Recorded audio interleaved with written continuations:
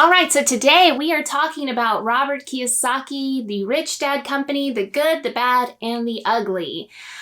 So grab your tea, grab your popcorn. This can be a bit of a longer video than normal, but I'm really excited. I've been researching it for a while, and I can't wait to get started. So let's do that. I'm Cassie Villela. I'm a realtor, property manager, and investor here in the San Antonio, Texas area. On my channel, we talk about all things real estate, from market updates and investing tips to home and garden tips. So if that's your cup of tea, remember to subscribe, like, all of that. I've also recently started making TikToks. So if you like short form videos, then look me up on TikTok, Cassie Villela, and also Instagram. All that out of the way, let's get started. So I know I'm gonna make some people mad because Robert Kiyosaki has a cult following in the real estate investing world. I guarantee if you've been investing for more than 5 minutes or even thought about it, you've heard about Rich Dad, Poor Dad. So this book really started off many real estate investors. If you listen to the Bigger Pockets podcast, then a lot of investors, like probably half, mention reading Rich Dad, Poor Dad as how they got started in real estate. Let's talk about this man, this company. There are some good things, there are some bad things. Just like with anybody. I am a big believer in nuance. I'm a big believer that nobody is all good or all bad. We are all a mixture of advantages, disadvantages, good things, bad things.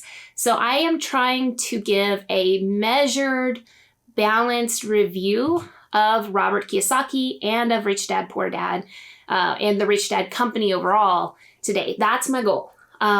All of the things I'm going to state are my opinions. I did some research and I found some facts. I'm going to include those. But, this is just all of my opinion. So, don't sue me. So let's start out with, or what I wanted to start out with was my personal story. So after I get through this, then I'm going to talk about some of the lawsuits, some of the bankruptcy, like some of the facts about the company. But I want to start off with a personal story. So my husband and I, we met in 2008. We started dating. We were introduced to the book Rich Dad, Poor Dad. My husband had a friend who had a mentor, and his mentor gave him Rich Dad, Poor Dad. And then that friend said to my husband, "Hey, Beto, you've got to read this book. It's phenomenal." So we both read it. We're 21 years old. So, stupid. We know nothing. But we read this book and it totally blew our minds. Okay, we were hooked. Before this, I was working for $10 an hour at a nonprofit. I had just graduated college months before. I was so broke. I lived, in Waco, Texas, I lived in an unair-conditioned apartment in Texas, which was awful. I didn't even have enough money for a bed. I was sleeping on the floor. So this is how broke I was. And my husband was even more broke because he was still in college. So we are both just really vulnerable, really poor, and just not in, just young and stupid and naive. And so, of course, we both really latched on to the ideas in this book. Now, some of the ideas are good ideas and some of the points are good points. And I'm really thankful that we read this book. Our lives would be substantially different if we had never read Rich Dad, Poor Dad. If we had never started real estate investing, we would be, that's literally my whole career. That's what I do with most of my time. So I can't even imagine what I would have done without this book. So I do want to make sure that I give the book credit where it's due. Like, these books really did have a life-altering effect on us. And so some of the things from the book that really did change our mindset and help us were, the idea of assets and liabilities. And I guess overall, just this realization that actually money is a game. And if you know the rules, if you know how to play the game, then money is not really that hard to make and keep. Which, of course, to these broke students who, had no money, were feeling very, this was 2009, so the world was pretty, in a pretty bad place. So just knowing that those things was really, it inspired us to try to learn the rules, to try to build the wealth. And so I'll be eternally grateful for that. However, then the story goes downhill from there. So we read Rich Dad, Poor Dad, Cash Flow Quadrant, both very good. And then, of course, we found out about the free seminar, right? The Rich Dad, Poor Dad free seminar. Somebody's going to come to Waco and talk to us, teach us how to get rich, teach us all of these hidden rules to the game, right? So we go, and of course, it's a hype session. We learn nothing there. There is no advice. There is no, here's how real estate investing works. All this seminar is a hype man who's getting you to sign up for a $500 3-day course. And of course, since we are young and naive and stupid, we're so excited. Yes, here, take our money that we don't have. I have to remind you, I was working for $10 an hour. So an entire week salary for me was $400. This seminar was $500, okay, for a 3-day seminar. So more than I made in a week, but we were excited. We caught the vision. We were ready to go, ready to learn the rules. And so, of course, we went. We figured it out. We spent the money. We went to this 3-day course. We learned a lot in this 3-day course. I have to say, I would describe it as a survey course, like a freshman level survey course in real estate investing, because basically the person who was teaching it went over every different type of real estate investing there is, or I guess the majority, there's a whole lot of different types of real estate investing, but he gave us kind of an overview. So, he introduced, here's wholesaling, here's flipping, here's buy and hold, here's multifamily, all the different things, lease options. He talked briefly about each thing, which was great because we had no idea about anything. So that gave us kind of a jumping off point. Like, oh, okay, we could try wholesaling, or we could try flipping, or we could try these different things. So I will say that I don't think the $500 was a complete waste of money. I do think that it kind of introduced us and got us interested in learning the things that would actually help us later down the road. However, the manipulation in this course is where I have to raise alarm bells for people. So on the first day, the leader of the course, it gets out a binder full of credit cards, and he starts talking about, oh yeah, I have 57 credit cards or whatever it was. I get as many credit cards as I possibly can because in real estate investing, you never know when you're just going to need access to cash for a deal. So you need to apply and raise your limits and get as many credit cards as possible. And so some of you already know where this is going. But again, we were 21 and naive, and we did not know where this was going. Oh, and I also have to point out that, so my husband and I, 21, we weren't married at the time, but we were boyfriend, girlfriend, 21-year-olds in this meeting. But everybody else in this weekend seminar, I think there were about 50 people there. Everybody else was over 30. More were in their 50s and 60s. At this point in time, I think they were really focusing on older people because you got to remember, this is 2009, 2010. A lot of people were just crushed by losing their retirement in the stock market. When the stock market plunged, a lot of people lost a lot of money, and they were looking for other avenues to fund their retirement because now they were terrified of the stock market, which I can't fault them for. It was it's hard to describe if you weren't there, but it was a scary season. It was a scary time where we were saying, oh my gosh, the stock market could just go down to half its value in one day. That's terrifying. So people were there ready to take out their 401ks and put into real estate investing. We're the 21-year-olds. We're surrounded by much older people who are also taking this advice and like getting all the credit cards. And so we're like, okay, yeah, I guess that's what we're going to do. We're calling banks, applying for all the credit cards we can on the first day. They actually gave us like a script.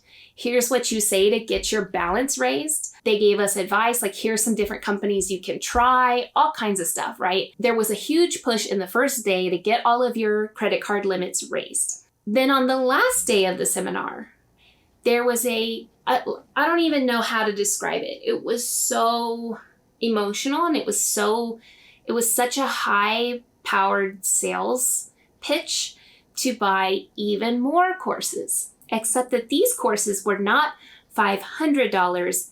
These courses were $5,000.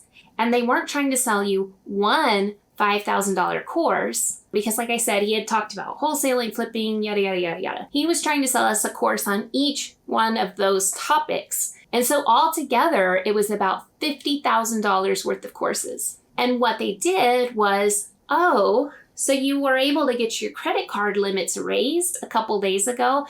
So now we know you have the money to buy these courses. And so that's how they really kind of got their hooks in and were getting people to sign up for courses. Luckily for us, we did not have any credit cards walking into the thing. So we didn't have credit cards that we could just raise the limits on. We actually had to apply for new credit cards. So as much as we truly wanted to buy these courses, I mean, we were very manipulated. We were very much, I can remember the two of us, we laugh about this to this day. We make fun of ourselves so much for this moment because it's just so ridiculous. But we were crying because we could not afford these courses. We were sobbing because we were so broke, but we wanted to do this, but we had no money.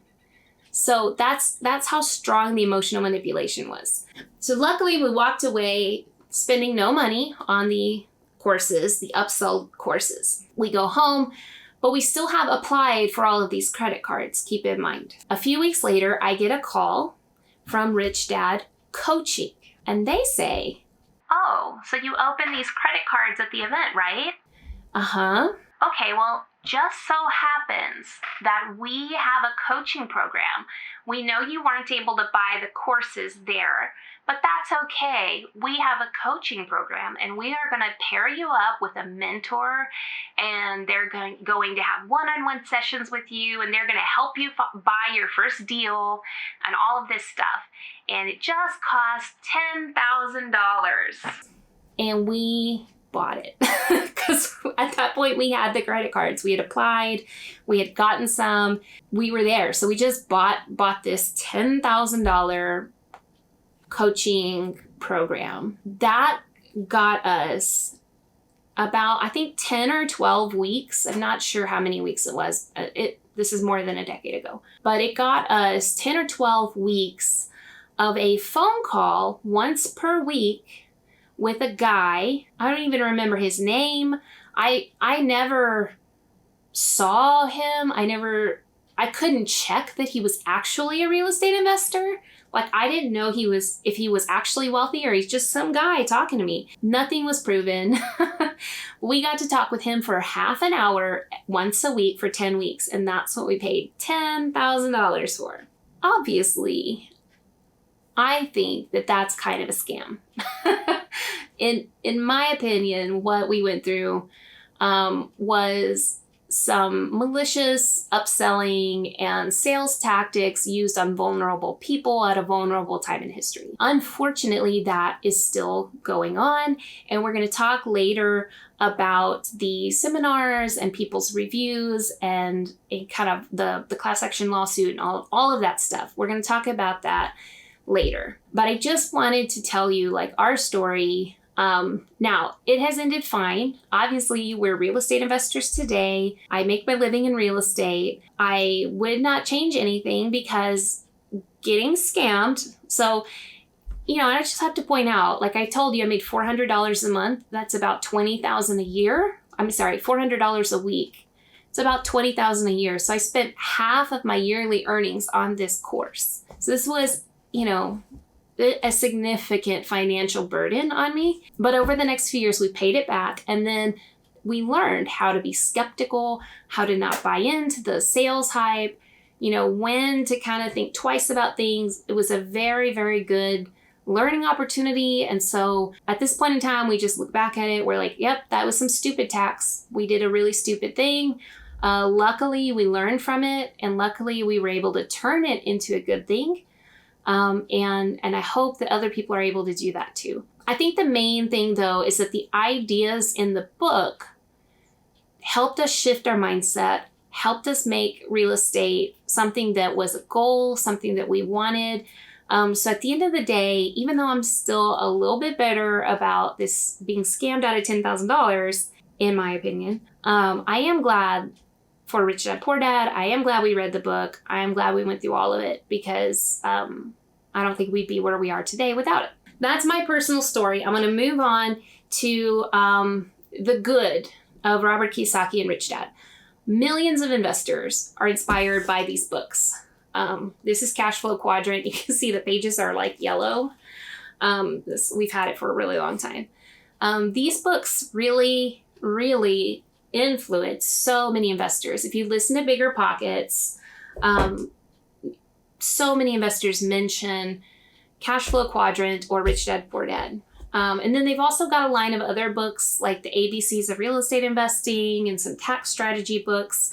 I think the books are okay. I think that Kiyosaki is really good at being able to simplify complex ideas into something that is easy enough for pretty much anybody to understand. He's received a lot of criticism because the book Rich Dad Poor Dad is sort of written as a story of two people that were, his actual dad and then this rich dad that was this influencer on his life. And it's pretty obvious at this point that there was no rich dad.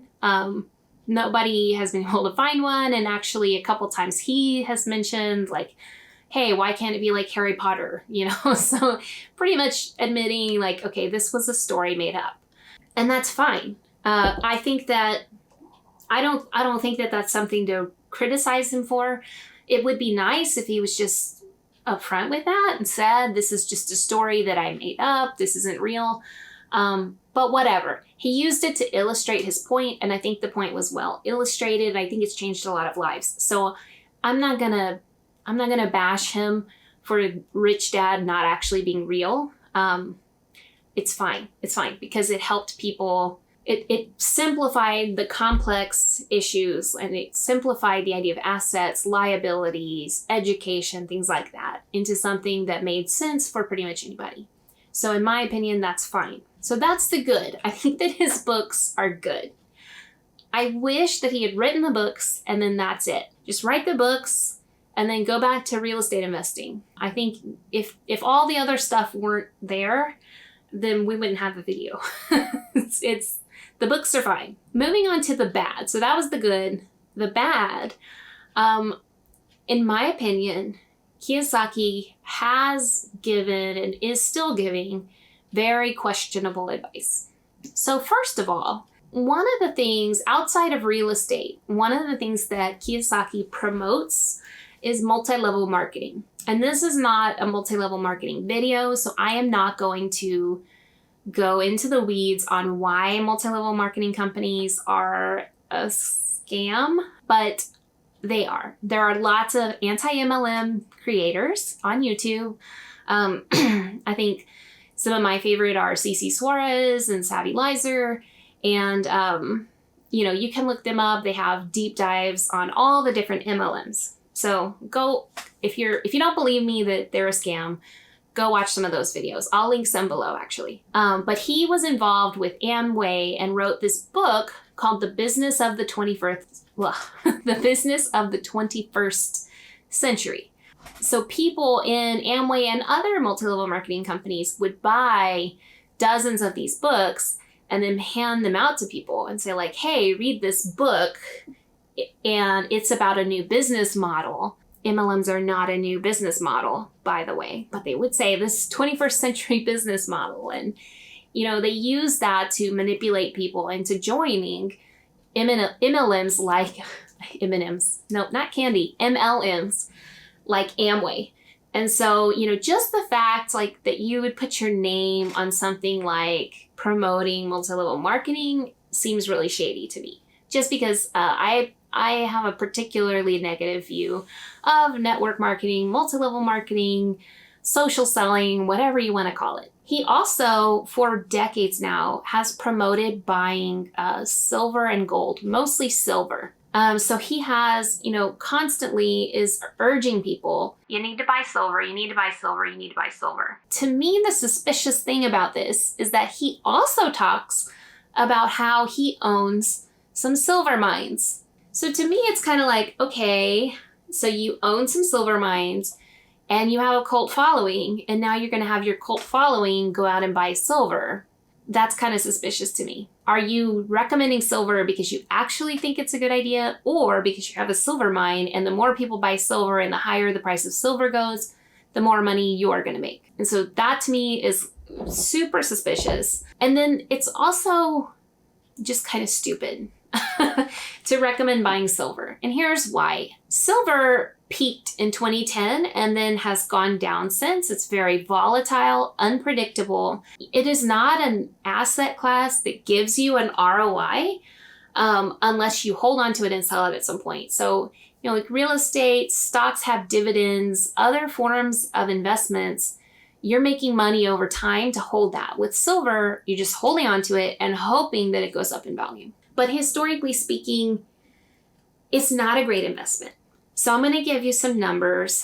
Hopefully it doesn't get too much in the weeds here. But if you had put $10,000 into silver in 2006, and I picked dates here that were the most favorable to silver. So if you had bought $10,000 worth of silver in 2006, when it was pretty low, it was $12 an ounce. So you would have purchased 833 ounces of silver. Today, the silver price is $23 an ounce. So your silver would be worth $19,159. So just about $20,000. So, okay, you doubled your money, but over 15 years. So the annualized return on your investment is only about 4.4%. That's not that great.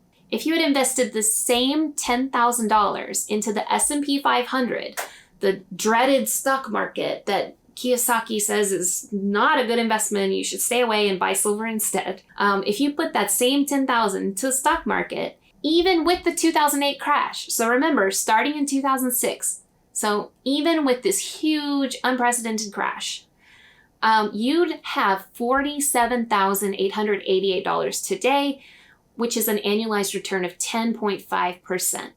Apples and oranges here. If you're comparing, like I'm looking at, what do I put my money in to make sure that it grows, that I beat inflation, that it's stable? The stock market has been a much better buy over the last 20 years, which the last 20 years where Kiyosaki has been teaching and talking and giving advice, but he steered so many people away from the stock market and instead into silver and real estate. And of course, I think real estate's great. So I'm totally fine if you like real estate more than the stock market. But I just think that the silver is a really weird recommendation. And then I also want to add, if you had purchased silver at 2011, at his recommendation, so he was recommending constantly, buy silver, buy silver. At 2011, it peaked and then it started going down. You would have lost 1/3 of your money by 2021. Like in 10 years, you would have actually lost 1/3 of your money buying silver. In my opinion, is not a good investment. It is something that some people use as a hedge against inflation. I think that it's fine if you want to do that, but I don't think it's a good idea. I would not put a lot of your net worth into it. And then I would also research it heavily and make sure you understand, not just take the word of a guru. On that same message, part of the buying silver pitch, part of the buy my courses, buy real estate pitch is fear mongering. So for decades now, he has basically been saying the same message. I just listened to, the reason for this video right now is that I listened to episode 500 of the Bigger Pockets podcast where they had Kiyosaki on. And I listened to it and I was like, okay, that was basically the same thing that I've heard him say in every YouTube video, every podcast, every time he's spoken for the last 20 years. He said exactly the same thing. He always mentions, do this, go look up a video, and he's going to say, Nixon took us off the gold standard in 1971. He's going to talk about hyperinflation. He's going to talk about terrorism and China and Afghanistan and Iraq. He talks about all of the scary things, right? And then he puts that together into this package of, for all of these scary things are happening, so do not invest in the stock market. It's not safe. You need to invest in silver and real estate. And now he's starting to add Bitcoin and cryptocurrency as well, because he's coming out with a book and some courses on cryptocurrency. So basically it is, let me scare you and then let me sell you a course that will teach you how to invest with this imminent crash that's coming up. Like, this guy has been talking about a crash coming his whole career. Like, since 2002 is the earliest I could find him saying a crash is coming any day. The stock market's going to crash any day. And the funny thing to me is that then in 2008, when it did crash, he's like, oh yeah, I've been saying it. It's like, well, you've been saying it for 6 years. Like, if you say every single year that the crash is coming, then eventually you're going to be right, right? Like, that doesn't, you didn't predict this specific crash. You just always say a crash is coming. And then when one comes, you're like, see, I told ya. But he predicted, so I just wrote down a few of his failed predictions. In 2014, he predicted a property bubble in Australia.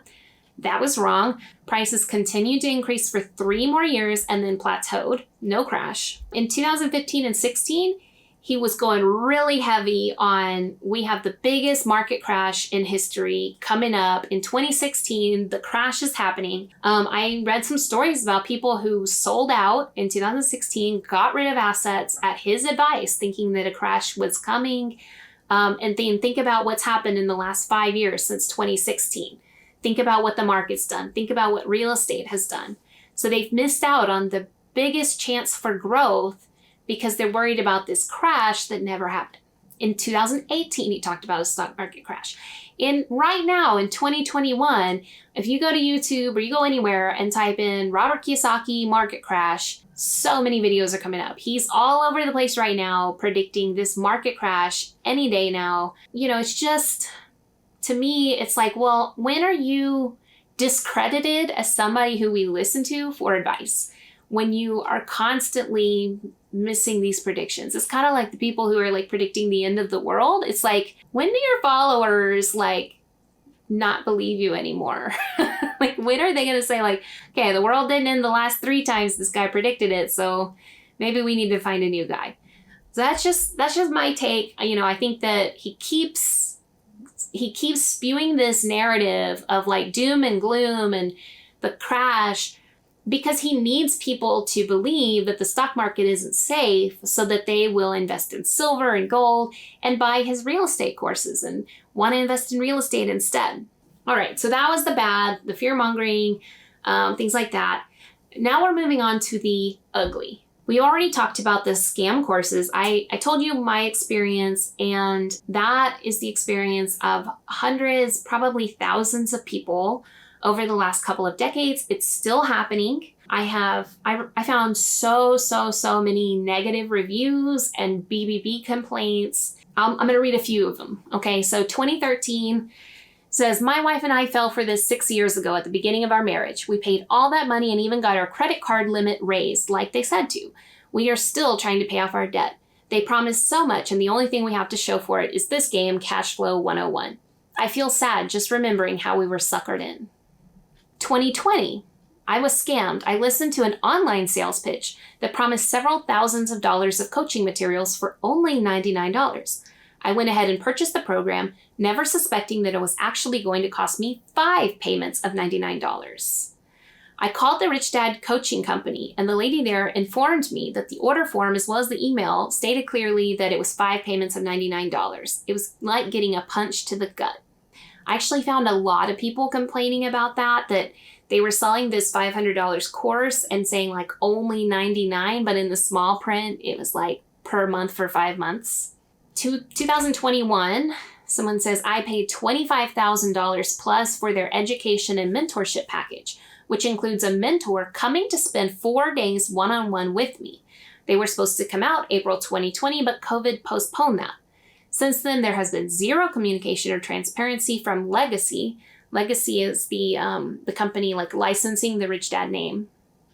to sell these courses. Dozens, if not hundreds, of other students have paid thousands of dollars, and Legacy has not even attempted to uphold their contractual obligations. And so I read several reviews about this. It does kind of seem like COVID, this company took everybody's money, and then when COVID hit and they couldn't do these in-person programs, they just sort of like stopped responding to people.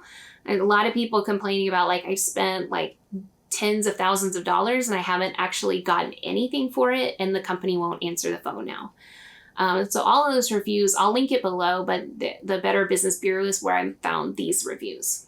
This review, I think, sums it up the best. The Rich Dad real estate program is designed to do one thing: to separate you from your money. All of the smoke and mirrors training going on is simply an elaborate show, albeit very convincing. It amounts to a legal way for an education business to extort large sums of money quickly from unsuspecting people. I would call it a predatory education business. Even after you've bought into a program, you'll need additional money, some for investments and some to buy additional training on areas you want to pursue. After having spent money on this joke of a program, my new hobby is to warn others to stay far, far away. There are far better ways to learn real estate. Try finding an actual mentor or someone you can work under or with.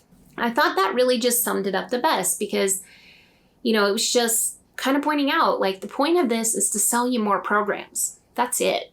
And they're not, they're so exorbitantly expensive, and they're not giving students the quality that the students are paying for. They're not giving a good enough product to warrant such a high price, in my opinion, again. And then something I would recommend, and I tell this all because I'm going to start doing like videos making fun of all these scam courses there are out there, because there's a lot of scams out there. But you don't need a course. You don't need a course. In 2021, you do not need a course to learn real estate investing. You can go to Bigger Pockets and get more information than your brain can hold about real estate investing. You can get help there. There are people there who want to mentor you. You can find a local meetup and talk to other investors. In my experience, other investors are very friendly, very willing to help, very willing to ask or answer questions and give you recommendations. And then the number one thing that I tell people who are thinking about purchasing like a very expensive course, let's say it's a $20,000 course. If you have $20,000 to spend on a course, you would learn so much more about real estate, so much more, if you took that $20,000 and then just bought real estate with it. Not rocket science. Take the $20,000, buy a house. You will learn so much more in that process. You'll learn about the buying process. You'll learn about contracts. You'll learn about tenants. You'll learn so much just from doing it, from jumping in and doing the thing. You will learn more than any course is going to teach you. Even a good course is not going to teach you as much as doing the thing will teach you. So take your money, use it to invest. Don't use it to buy courses about investing. I hope that makes sense. All right, we're going to move on. So the scam courses, or, quote unquote, alleged, whatever, scam courses. We're going to move on from that. We're going to talk about lawsuits. So in 2007, Sharon Lechter, she's on the back of this book right here, my book that I have. So she co-wrote some of these books with him. She was his business partner. She sued in 2007 after not being paid and received $10 million in a settlement. Then and I'm not sure what year, I could not find the year, I think 2011. But it might be incorrect. The article was written in 2011, but I read an article about a federal class action lawsuit that claimed Rich Dad Education and its affiliates used their free classes and seminars about financial success as a come-on in a high-pressure sales scam to sell worthless courses for tens of thousands of dollars. So that is the class action lawsuit that was brought up. It was brought against all of the different things that Rich Dad goes by. So there are like a lot of different LLCs, which I don't want to throw shade and say like that's automatically suspicious. A lot of companies have like subsidiary LLCs, so I'm not. But just so you know all of the different names: Rich Dad Education LLC, Rich Global LLC, Rich Dad Operating Company LLC, Cashflow Technologies Incorporated, Tigrant Incorporated, Tigrant Learning Incorporated, Tigrant Brands Incorporated, and Robert Kiyosaki. So lots of different names that, you can search. If you're looking for reviews or Better Business Bureau, throw some of those names into Google and see what comes up. It's kind of fun. All right, and the last one that I could find, Rich Global LLC, one of the ones I just named, was sued in 2012 by Learning Annex. So this company claims that they were the ones who started the Rich Dad live events and that they were not paid appropriately for putting on these events that then made Rich Dad such a big company. So they were awarded over $23 million in damages in a lawsuit in 2012. That lawsuit caused Rich Global LLC to file for Chapter 7 corporate bankruptcy. In my opinion, if you are promoting yourself as a financial guru and you have to file for bankruptcy, something doesn't add up. Now, I guess there could be I'm okay with Dave Ramsey and him saying I had bankruptcy because I was stupid in the past, but I learned from it and here's how not to go bankrupt again. That makes sense. That's fine. But in this case, there's no admitting that the bankruptcy, there's no explanation of the bankruptcy. It's just, I'm a financial guru. Just don't think about how I filed for bankruptcy at one point, or one of my companies filed for bankruptcy. So I just find that to be, that's suspicious.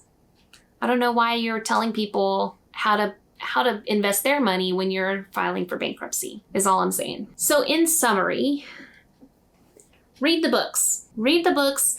And then, to get yourself introduced to real estate, read the books to get your mindset right, and then go get your education from Bigger Pockets, local investor meetups, and by buying real estate. Do not buy the courses. Do not get roped into any kind of, even online courses, in-person courses, any kind of education from this company or really most companies, unless they're charging a reasonable price and you feel like you're going to get a good education from it.